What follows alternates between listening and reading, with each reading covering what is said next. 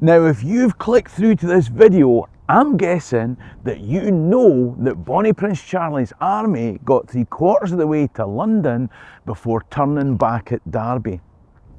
Ultimately, it all ended in wipeout at Culloden. But what if they'd never turned back? How might history have been changed? Do you think they should have turned back at Derby? If you're interested in the people, places and events in Scottish history, then click the subscribe button at the bottom right of the screen and ring the notification bell to be told when I upload new videos. In the meantime, let me introduce you to some experts. Now, the Jacobites bombarded Stirling Castle from this side as they laid siege on their route back north. But I met up with a couple of expert historians to look at Bonnie Prince Charlie's key stopping point in 1745 when they decided to turn back from his attempt to reclaim the kingdom usurped from his grandfather 57 years before. Of course, the fateful decision was to turn back from their more southerly stopping point at Derby. So why did they do it? Should they have kept going? What would have been the consequences for the Jacobite cause? I went to the Salutation Hotel in Perth, Bonnie Prince Charlie's administrative base, while he was on his way south, and I was given access to the room that he used. I met up with two expert historians and all-round good blokes to ask the question, what if the Jacobites hadn't turned back at Derby? Murray Pittock is a Fellow of the Royal Society of Edinburgh, a member of the European Academy and one of the world's leading Jacobite scholars. His book, Scotland, A Global History, is a must-read that'll blow your mind.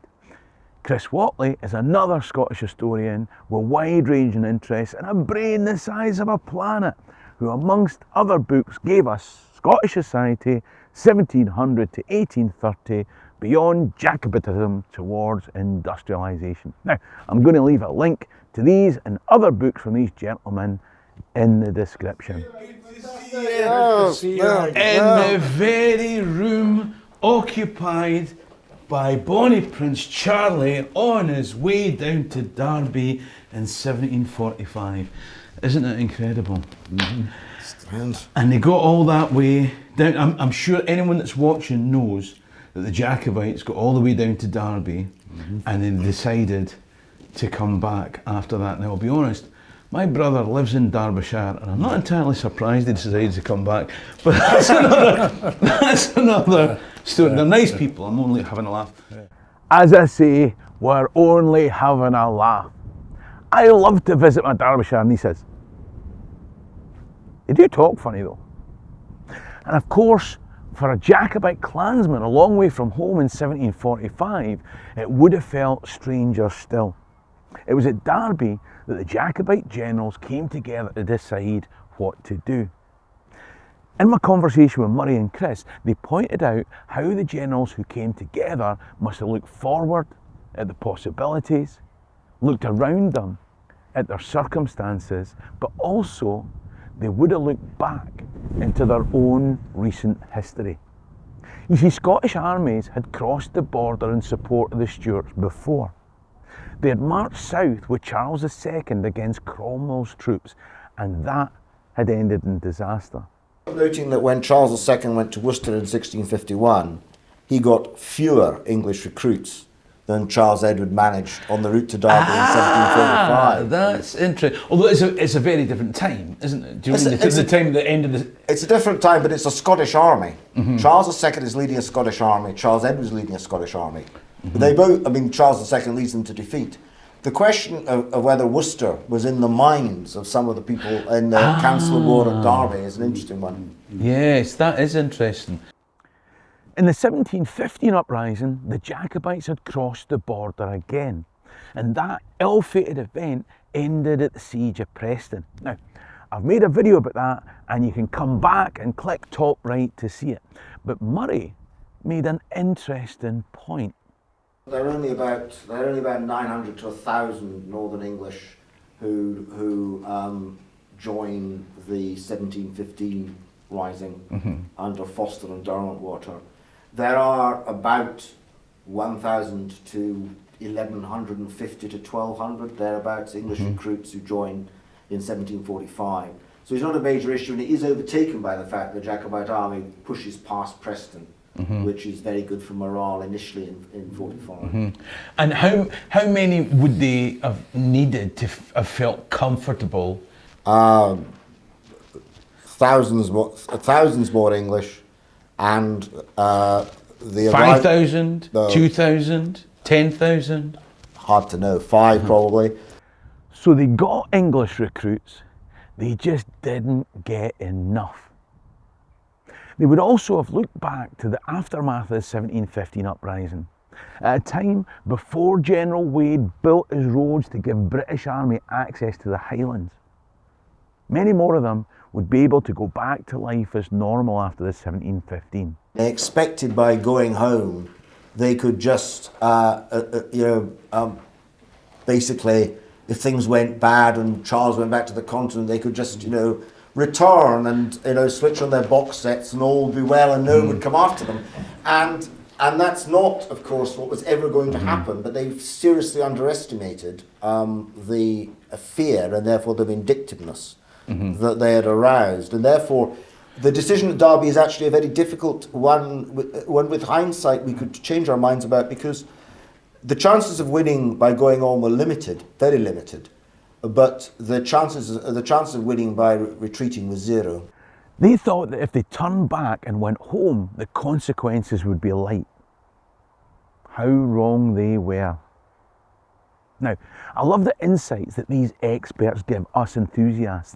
The decisions and consequences weren't just affected by the Jacobites' view of the past, but by the current politics of the time.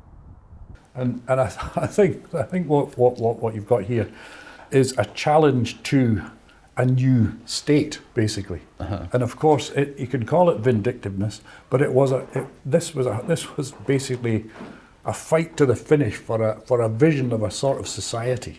And you would expect the Hanoverian state to act in the way it did. I'm not saying it was pretty or anything of that sort, but you would expect that, because what you have here is a challenge to a society which which is being formed. It's only been in existence 40 years or something of that sort. It's relatively new, relatively insecure, and this threat comes from the Jacobites and Charles Edward Stuart and all of that. And you can understand, I think, the reaction. This was a fight for survival of a particular sort of society. It's easy for us to forget 300 years on how seminal, visceral and brutal this moment was in the history of these islands, and how desperate the winners were to stamp out a counter-revolution. Although we did go on to talk about the difference in reaction in Scotland compared to England, even from those opposed to the Jacobites. And if you sign up as a Patreon member, you can get the full interview with our expert historians. Just click top right to support the channel by becoming a Patreon member. Now, Murray and Chris disagreed somewhat on the attitudes that the Jacobites who returned from Derby were going to meet. No, they wanted a Scotland left alone within the British state, rather than a Scotland independent. And they also wanted to keep their clothes in their houses, because had they reported all of the Jacobite activity, or those individuals who were involved in the 45, they would have been assaulted in their own communities. So there's a sort of sense of self-preservation in terms of not being too gung-ho about the victory, so to speak. Yeah. So, where Murray doesn't agree. I don't agree. Occasionally, but not that often. All right. But on that one, I have seen, I have seen the letters of ministers in those situations, and some of them are terrified because of the fear of retribution. Because there are in parts of Scotland, Angus, for example, not so very far away from here, and indeed in Perthshire, there are gangs, if you like, of Jacobites. Cybernats. Cyberjacks. That's right. Going around and punishing or taking revenge for those people who were on the government side. Now, there's an interesting thing. The Hanoverians, what they did post Culloden wasn't vindictive, but a pro-Jacobite person. I don't think I was. Well, I've been misunderstood. It was certainly brutal, but it's about real politics. Yeah. It's about the one vision or one type of society threatened by another. Yes. With a religious connotation or connection, which is anathema to many Scots, which is a Protestant nation, and it might be undesirable in this day and age to think about those sorts of things, but that was hugely potent in the 18th century. A Presbyterian nation. Sorry. Yes, good point. Stand corrected. Yeah. Slip of the tongue. History was behind them. The zeitgeist of the nation was around them. How much did they realise what was in front of them? They haven't got any sign, despite assurances from the Marquis de Guy, who is the representative of Louis XV. They haven't got a sign that of the French troops landing, which is what they were hoping for and expecting. So they are getting terrified. It's squeaky bum time. Squeaky bum time. In other words, a certain degree of realism is appearing, and the fantasy is diminishing, because key was what was the hope of having popular support south of the border, and key was the hope of French involvement, and without those things, I think you're in a very, very difficult. But the French were involved, of course, and they were committed to land, and the landing was in preparation. Yeah. The situation at Derby is that the Jacobite intelligence and comms were much weaker than certain other aspects of the army, and quite simply they had lost appropriate contact with the French court. So if the Jacobite leaders had been more aware of what was in front of them, they may have decided differently. We often talk about the panic in the streets of London, people wanting to flee and a run on the Bank of England. So I don't think there would be much flight, capital flight, yes. The state is very heavily indebted, and the real reason there was a run on the bank was that there was the threat that, as with the Charles II's Parliament, a Stuart Parliament would refuse to honour the national debt. And since the United Kingdom spent a large part of their time unconscionably indebted in the 18th century, as in the 21st, that was a major risk. Now, with the benefit of hindsight, we know what happened. They turn back and we end up at Culloden. But what if? At the time when that decision was taken, there were approximately 17 companies of militia and a very few companies of the Black Watch included in that 17 between Charles and London. So London is basically undefended, and they would have reached London without any question at all had they advanced. Now, what happens next is an immensely different sort of question. Well, that's exactly what I was going to ask. But they would have reached London, and they would have entered the city. Oh! So they get to London. What happens next? By the time they were at London, Cumberland would be no more than 36 hours march. And he could make it. The question is, he's commanding a lot of non-British troops. And again, one of the things we miss out in British history again and again, Wellington has only 28% British troops in Waterloo in 1815. It's very uncommon to be commanding British troops until the 19th century. Mostly, a large number of the armies are composed of continental allies, often brought about because of the relationship with Hanover, which is now, as I said, almost invisible. So the question is, will the Continental troops stick with Cumberland or not? So it might have been that the outcome would have been decided by the motivation of foreign troops, or for that matter, the response of home counties English to other British troops. Murray relates how the troops that the French intended to land were Irish. They thought that the English would be less appalled by the landing of troops from the British Isles than French-speaking Continentals. There may be trouble ahead. What people in the southeast of England thought about Irish brigades and Scottish troops in the service of France landing in Essex, I fancy they wouldn't have taken it very well. I think that's an understatement. Yeah. I think that one thing that could actually, They're coming for our goalposts. one thing you can be sure of is the depth of Scotophobia, if you like, in 18th century Britain, London in particular, and the prospect, and there was fear about because the Scots have been characterised and lampooned in cartoons and all the rest of it as being, uncultured and wild and hairy and all the rest of it.